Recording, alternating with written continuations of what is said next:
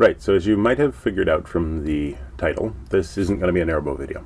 If you want a narrowboat video, you're going to have to come back for our next one, which will be coming up soon, or look through our back catalog. But we're going to talk about something that is just not narrowboating. It's how YouTube works, how it really works.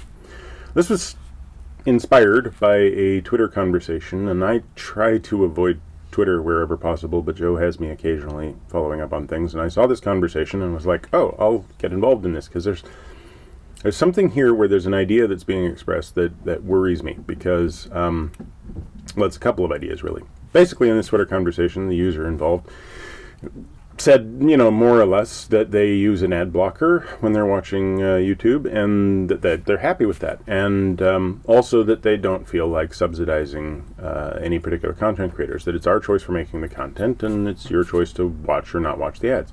And all of that is perfectly true. Like, it really is true. I completely support your ability to use an ad blocker if you choose to. I want you to understand the problems with doing so. And that's where you sort of have to understand a bit more about how YouTube works. So we make these videos essentially for our own benefit. We don't really, we like the fact that you guys watch them, but at the end of the day, we decided to do this before we moved over here because we'd been watching videos in which there was these people, cruising the cut, narrowboat experience, etc. And we're not trying to speak for any of them. We don't know any of their situations, with any intimacy. We don't know anything about their financial goals or anything with YouTube. We're just talking for us, and we're only going to use numbers related to us and sort of what we've done. But that was the inspiration. We saw these people who were engaged in this community. They seemed fun and fascinating and interesting, and we thought, hey, wouldn't it be cool, since we're already going to do this thing and get on the boat? We're moving to a new country. This is like the 5th time I've done this.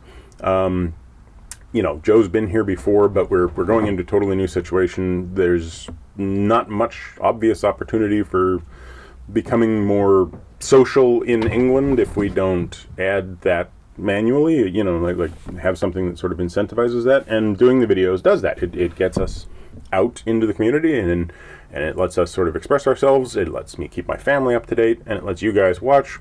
And what we found, to our extreme surprise, was that there's a lot of you that are watching, like a lot more than we thought. I thought it'd be like 6 people. Turns out it's a couple thousand, and that's amazing. That is something that has gotten me more excited about YouTube than I ever was before, and it's also gotten me, this community. So I feel like the investment is totally worth it. But I want you to understand that your viewership doesn't subsidize me in any way, like not at all. When it comes down to it, if I wanted you to directly subsidize me, or if Joe wanted that, if we were trying to do that, what we'd have to do is start a Patreon or start a Kickstarter or GoFundMe, something like that, in which we actually express a desire for you to, in some way, actually subsidize us, in which you would be paying money into our communal coffer. Now, some people do that. We haven't done that because basically we don't have a need to. We have, we came here with enough financial resources to do this for a couple of years, to travel along on the waters and to shoot the videos. And we invested in, this Osmo so that we could stabilize it, and this audio unit so that we could record the sound, the GoPro so we could have the time lapses, the laptop so we could edit it and get it all prepared for you. And of course, our phones that we actually use to record it. Now, total investment, the GoPro and the phones and everything was already there, but total investment about £3,300 total, mainly this laptop, which used occasionally for other things, but basically is used primarily for our editing. So we've put in £3,500. We've had 265,000 views in 7 months, and we've gotten back £335 so far. That means that roughly, it kind of works out mathematically, that as of right now, you guys, your activity in watching ads in aggregate across all of your individual views, we're getting 1/10 of a pence, 1/10 of a English penny, and we've paid in 10 of those. We've 10 times that. We're getting 1/10 of a pence. We've paid in 1 pence. We've paid in an order of magnitude greater than we're getting back. We're effectively subsidizing your viewership. Really, what we're doing is subsidizing Google's usage of it to provide advertising. We're giving Google content because they've given us this carrot of potentially earning some money in the future that covers our costs. We want to create the videos. We want to engage in the community. We create the videos. We pay to put them up. You guys, watch it with your time. Google turns around and sells you. Doesn't sell us. We're producing the media, and the media is being distributed by YouTube for free. Anything you receive for free, literally anything online you receive for free, is paying for somebody because you're the product. And this is the part that I want everybody to really grasp about it when it comes to this ad blocker idea. You are the product. You and your viewership are being sold to someone who wants your eyes on their thing. That's how the advertisement model works. Now, if you've got an ad blocker, like for instance, the one mentioned, I'm not going to say it by name, but the one that the viewer on Twitter mentioned, that particular one, if you look up on their website and everything, it's paid for via a different model. Its model is, it does receive a certain number of donations from people, but it's a private company, and that private company has created a system whereby basically it sells for a price to large entities like Google, like Facebook, like any other major brand you've heard of. It sells to them the ability to have their advertising whitelisted so that you will see it. You won't see it all the time. You won't see it everywhere. And in many cases on actual sites where you're browsing in your website, the ad blocker will actually completely block it, so you won't see the visual advertisement. But you're still being tracked.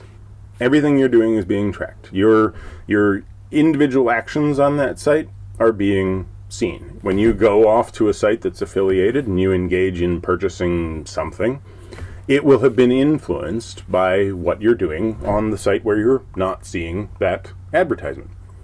And when they want to actually serve you one of these whitelisted ads, you'll see it, and it will have been filtered through your choice of the ad blocker. Again, you're getting the product for free. You're receiving that service, the ad blocker, and you're getting it with no charge. If you're getting it with no charge, you're the product. And that's not a problem. I understand. I used to have an ad blocker. I would use it all the time because there's all these passive advertisements on like the Facebook website and everything that are just irritating. I don't want to see them. I don't want to pay attention to them. So I turned on the ad blocker. Well, then I came onto YouTube and I started watching YouTube, not in any way creating anything for it. I'm consuming YouTube videos, and I started realizing that all these people are at some level investing sometimes a small amount, sometimes a very large amount, in producing media for me to watch. YouTube, parent company Google, YouTube uses my eyeballs as its product. YouTube's clients aren't me. They're not me, the creator at the moment. They're not me, the viewer. They're not you.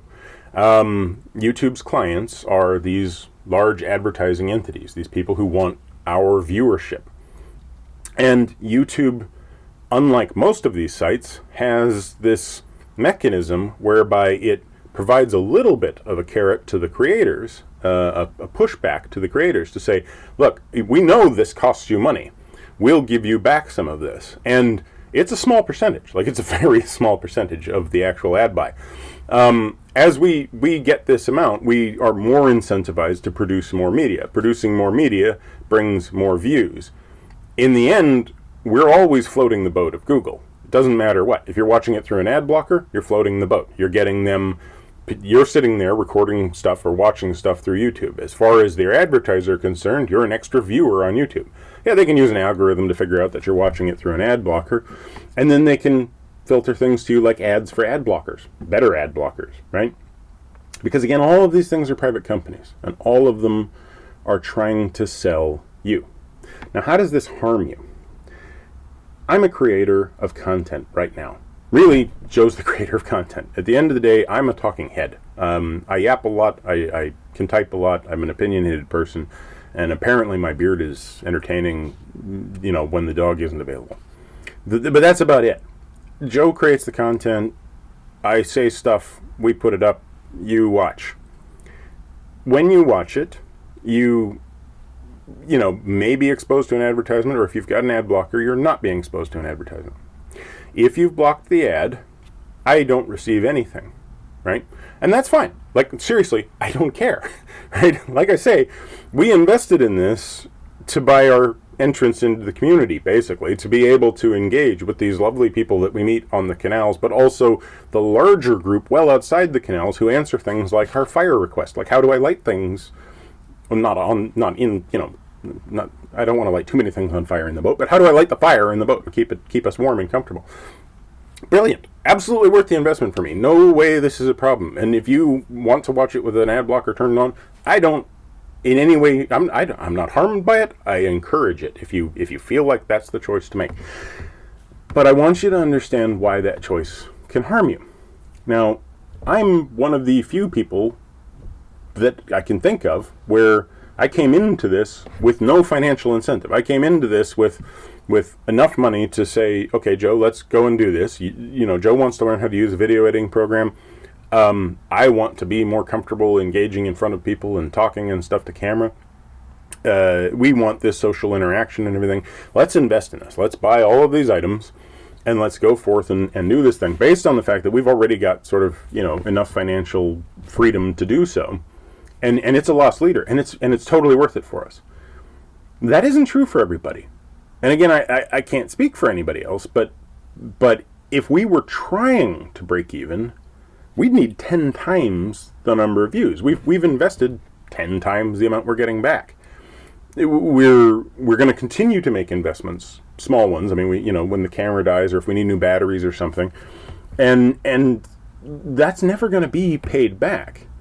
So in order to get to the point where we could possibly continue to do this indefinitely, instead of just going until we run out of money and then being like, okay, that's it, this is as far as we can go, vlog done, which is what we'll probably end up doing.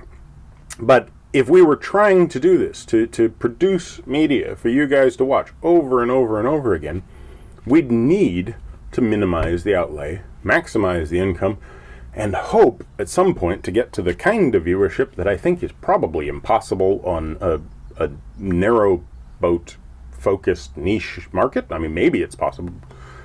I don't know. Like I say, I don't know anybody else's numbers. But even if we could do that, there'd be this need for Google to transfer that money back to us. And in order for that to happen, Google will only do that if you're watching the ads. So your watching the ad encourages the production of the content. Now, I understand you don't want to watch the ad. That's totally cool. You turn off the ad, the only person that's harmed is us, the creators, right? The Google, like I said, doesn't care. You count as a viewer on YouTube in aggregate, unless a really large number of you, and like millions, not even close to a big enough number. Hundreds of millions, maybe. But you're not anywhere near a majority. Like, the people who use ad blockers are really quite small, and in terms of overall usage. The majority of people watch YouTube on their phone. You can't now, worldwide, I mean, billions of people watching YouTube. Most of them watch it on a mobile device through an app, not through the browser. And through the app, those ad blockers don't work at all, right? So the vast majority of people are consuming content with advertising. You have an interesting position because, see, I can't control what ads get placed in front of you. I have no control over that whatsoever. If you get an ad for something I don't like, that bothers me, but I can't do anything about it. If you get an ad for something you do like and you're interested in, that's great. But again, I can't influence that. All I can influence is the fact that you're watching what we're doing. And I'm glad you're watching what we're doing. And I'm sad if you get advertised bad things, and I'm glad you get advertised things that you actually want, but it's not up to me. It's up to the algorithm. And when you watch the ads, if you actually sit there and watch them, the algorithm gets better at figuring out what's beneficial to you. And it'll actually advertise the stuff that you might actually want in the long run. If you don't watch them, the advertisements just stay there. For the most part, you're still going to get them. Not in the same level, but you're going to have filtered it down to basically the, more valuable ads, like the people who will pay the ad blocker program to allow their stuff through. How does this damage you? It doesn't when it comes to the advertising. You're now not having to look at something you don't want to look at for 5 seconds or 3 seconds or 10 seconds in front of the video that you do want to look at. You get rid of the advertising, that doesn't harm you in any way. It sort of harms us as creators because we aren't getting the monetized views, so we are slightly less likely to produce videos for the long term. And that's where it does end up harming you. If you do it enough, if you block enough ads and enough people block enough ads, all of this content just goes away. It ends up only being viable for the people who can produce the kind of content that is interesting to a mass audience. You know, this niche stuff, like this little tiny, area, people can't do it as a hobby. I mean, you can, but you can only do it for so long. I'm doing it more or less as a hobby, but I will do it until I run out of money because I'm subsidizing your viewership, not the other way around. If I wanted to produce something that enough of you would watch to make it valuable for me, then I'd have to produce things that probably were even more expensive in a sense, but they'd have to be commercially acceptable. I'd have to go to a whole lot more trouble to try and make that, functional. And in doing so, I'm siloing your content. That's where the harm comes in. You block the advertising, so you don't get the ad. But you also, slowly but surely, and absolutely, won't get the content that's original. If you're doing the ad blocking, then you cut off some amount of revenue to the smaller niche creators and stuff. Eventually, they can't afford to create that niche material, so they have to do one of two things. They either have to stop and just say, look, that's it, I'm unable to keep doing this, or they have to start creating sellable content, the sort of stuff that will bring in the mass viewership that will ultimately get the 10 times views required to actually cost you to break even. So how would that happen, right? I mean, basically, they would have to first be more commercial, so move out of the niche. Then they'd have to be more glossy, so then maybe they'd have to invest in a little bit more equipment, which even incentivizes them more to be more commercial.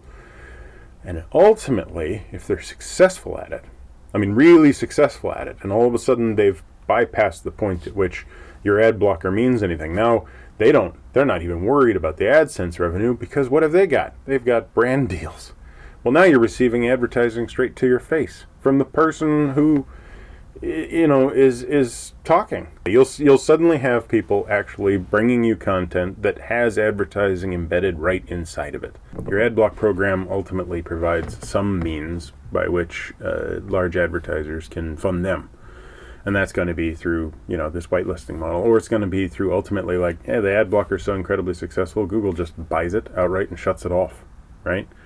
They probably won't do that. They'll probably just pay for the whitelisting. So that's the issue. You shift the money, which is understandable. You don't want to subsidize people. You don't want to subsidize whatever. But the thing is that you just shift the money. If you turn on your ad blocker, you shift the money to the ad blocking company via Google saying, okay, whitelist our ads. Or somebody else, some other big content thing. In a lot of ways, you just silo it down, so what you're going to get is more, the ads from the people with deeper pockets. If you go the other direction, then you turn the ad blocker off, you have to watch some ads, and a little bit of that money ends up being shifted from Google's pockets instead of to a ad block, subscription that they do to whitelist. It ends up being shifted to creators, and creators get to create content. Like I say, turn off the ad blocker, don't turn off the ad blocker. But if you turn on the ad blocker and you leave it on continuously, then you're absolutely cutting off revenue to all of the creators that you like and all the creators that you don't like. You're not in any way reducing the revenue for the advertisers themselves. Your individual hit isn't doing anything. And maybe in aggregate that counts up to a lot. But the advertisers will just go to your ad block program and say, well, look, now we've got enough money to, we got not a lot of interest. Our viewership is dropping. Can we get on that whitelist, please? And they'll get on it, because that's the way that this whole thing works. If you want to have interesting content and niche content and you want to have it continuously, then you can exercise a choice. And you can say, you know what, I do like this content, so I'll turn the ad blocker off. I'll watch this ad. I won't pay attention to it. I won't go buy the product or anything. Maybe I will, but most likely I'll just let a few seconds of my time roll past, and then I'll watch the content that I enjoy. And then somebody else will come up who's also content I like, and I'll do the same thing. And by doing that, by choosing to do that, we take some of Google's money and we keep it out of Google's pocket, and we put it into being able to pay for steady motion video, or better sound, or, an actual edited film, so that you can watch what you want to watch. Again, you don't do it, you're not really going to do much to Google. You're not going to harm the software company that makes your ad blocker. In fact, you're benefiting them, right? You're just going to reduce the number of people who can afford to subsidize your interest in a subject they're also interested in. In the end, you end up slowly but surely doing damage to yourself and your community, if this is a community that you want to engage with. Now, I'm not judging that. That's the part that's hard to say. I want you to view the channel, whether you do it with an ad in front or don't. I want you to view it, and I want you to engage with me, because I want the community, and I want you to be part of that community. Whatever it is you're interested in being advertised to, doesn't mean a thing to me. I'm not trying to sell you anything except for maybe my friend's T-shirts. but even that, I'm not. It's just, but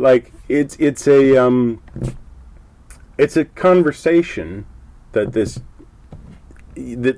fascinating, media conglomerate has decided to put up, in which I get to make niche content that I have no idea why it's interesting to most people. In fact, it's probably not. But to the people who it's interesting to, it is. And they would not be able to view this content on, Channel 4 of local broadcast television. They wouldn't be able to view it on cable. They won't be able to view it on, a satellite dish. They're able to view it here because of this fairly weird community that's built up around a model that does require advertising. There's no way around that. I mean, there's no other way around it. It would either have to be subsidized by advertising, or it would have to be subsidized by a subscription fee or some other payment per content, right? I mean, you're either the product or you're the client. If you want it for free, you're the product, and that's okay. But choose to be the product. Choose to use your productship to benefit the people who are creating the content you want to watch, in order to be able to continue to see that content. Or pay for a subscription and get the content that way. There is YouTube Red. I don't know really anything about how it works, and I think it's sort of limited to a silo of certain level of viewership creators. So I don't know that you would, get anything out of it other than not seeing ads. But the fact that you're shifting the money to the ad block company, which is fine. I mean, those guys need to eat too, right? It's those people have a reason for building something and a product that you apparently like and you want to use, and I totally get it. But you're shifting the money that Google is using to subsidize videos to Google subsidizing the production of ad block. Unless you're paying for it directly, that's what's happening. YouTube is paying us, or YouTube is paying them. Which do you prefer? If what you prefer is better ad blockers, that's great, but you lose eventually content. If what you prefer is better content, then that's great, but what you lose is your time spent watching advertising.